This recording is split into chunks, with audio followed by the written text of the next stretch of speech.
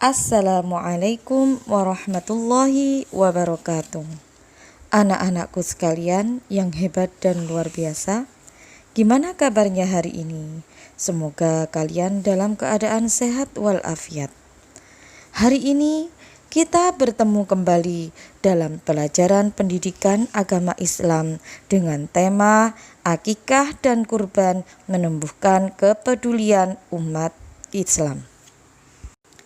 Setelah kalian mempelajari materi ini, kalian akan bisa menjelaskan pengertian akikoh dan kurban baik itu menurut bahasa maupun syariah.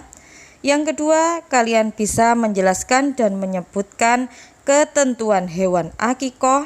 Yang ketiga, kalian bisa menjelaskan tata cara pembagian daging akikoh. Yang keempat, kalian bisa menjelaskan hikmah pelaksanaan akikoh. Sebelum kita mulai pembelajaran kita pada hari ini, mari kita awali pembelajaran ini dengan membaca basmalah. Bismillahirrahmanirrahim. Pernahkah kalian melihat proses penyembelihan hewan? Tata cara penyembelihan sudah diatur dalam Islam.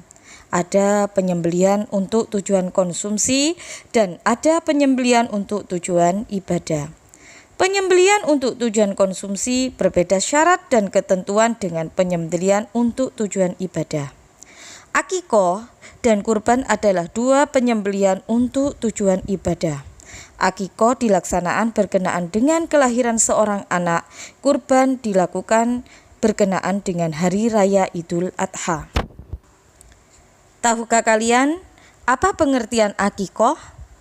Akikoh secara bahasa artinya memutus atau melubangi. Secara syariat, makna akikoh adalah menyembelih kambing atau domba sebagai tanda syukur kepada Allah atas lahirnya anak, baik itu anak laki-laki maupun anak perempuan. Akikoh biasanya dilaksanakan pada hari ke-7 setelah kelahiran anak. Pada hari itu pula, seorang bayi dicukur rambutnya dan diberi nama yang baik. Bagaimana hukum akikoh? Hukum akikoh adalah sunnah muakkad. Apa itu sunnah muakkad? Sunnah muakkad artinya sunnah yang sangat dianjurkan. Anak-anakku sekalian yang hebat dan luar biasa, apa pengertian dari kurban? Kurban secara bahasa berasal dari kata qoroba yang berarti dekat. Secara syariat, kurban artinya ibadah dalam bentuk melaksanakan penyembelihan hewan tertentu atas dasar perintah Allah Subhanahu wa taala dan petunjuk Rasulullah SAW dengan harapan dapat mendekatkan diri kita kepada Allah. Bagaimana hukum melaksanakan kurban? Hukum melaksanakan kurban sama dengan hukum akikoh, yakni sunnah muakkad. Artinya sangat dianjurkan. Bagi yang mampu, dianjurkan untuk melaksanakan kurban, akan tetapi apabila tidak melaksanakannya hukumnya makruh. Yang kedua, yakni ketentuan hewan akikoh. Mayoritas ulama sepakat bahwa hewan yang digunakan untuk akikoh adalah kambing atau domba. Hewan untuk anak laki-laki sebanyak 2 ekor kambing atau domba dan untuk anak perempuan 1 ekor kambing atau domba. Adapun syarat kambing atau domba akikoh yaitu sebagai berikut. Yang pertama, kambing atau domba itu harus dalam keadaan sehat, tidak kurus dan tidak cacat. Yang kedua, kambing atau domba itu sudah berumur 1 tahun atau lebih, sudah pernah berganti gigi. Yang ketiga, tata cara pembagian daging akikoh. Ketentuan pembagian daging akikoh berbeda dengan pembagian daging kurban. Dalam hal ini, daging akikoh diberikan dalam kondisi yang sudah dimasak.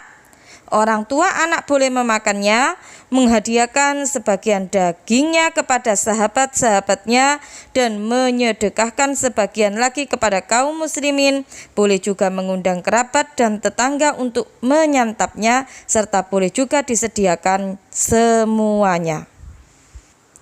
Yang keempat, hikmah pelaksanaan akikoh. Pelaksanaan akikoh mengandung banyak hikmah. Di antaranya, yang pertama menghidupkan sunnah, yang kedua membebaskan anak dari ketergadaian, yang ketiga ibadah akikoh mengandung unsur perlindungan dari setan yang dapat mengganggu anak yang terlahir itu. Dengan demikian anak yang telah ditunaikan akikohnya dengan ridho dan pertolongan Allah Subhanahu wa Ta'ala akan lebih terlindungi dari gangguan setan yang sering mengganggu anak-anak. Yang keempat, dengan ridho dan pertolongan Allah Subhanahu wa Ta'ala, akikoh dapat menghindarkan anak dari musibah, keburukan moral, dan penderitaan. Yang kelima, merupakan bentuk takorrub, pendekatan diri kepada Allah Subhanahu wa Ta'ala, sekaligus sebagai wujud rasa syukur atas karunia yang dianugerahkan oleh Allah dengan lahirnya sang anak. Yang keenam, akikoh sebagai sarana menampakkan rasa gembira dalam melaksanakan syariat Islam. Dan yang terakhir, memperkuat tali silaturahim di antara anggota masyarakat. Anak-anakku sekalian yang hebat dan luar biasa, demikian yang bisa saya sampaikan, semoga bermanfaat. Tetap semangat, tetap menjaga kesehatan, patuhi protokol kesehatan, dan jangan lupa pakai masker. Semoga kita segera bertemu kembali dan bisa berbagi keceriaan di SMP Zainuddin. Saya akhirul kalam. Wassalamualaikum warahmatullahi wabarakatuh.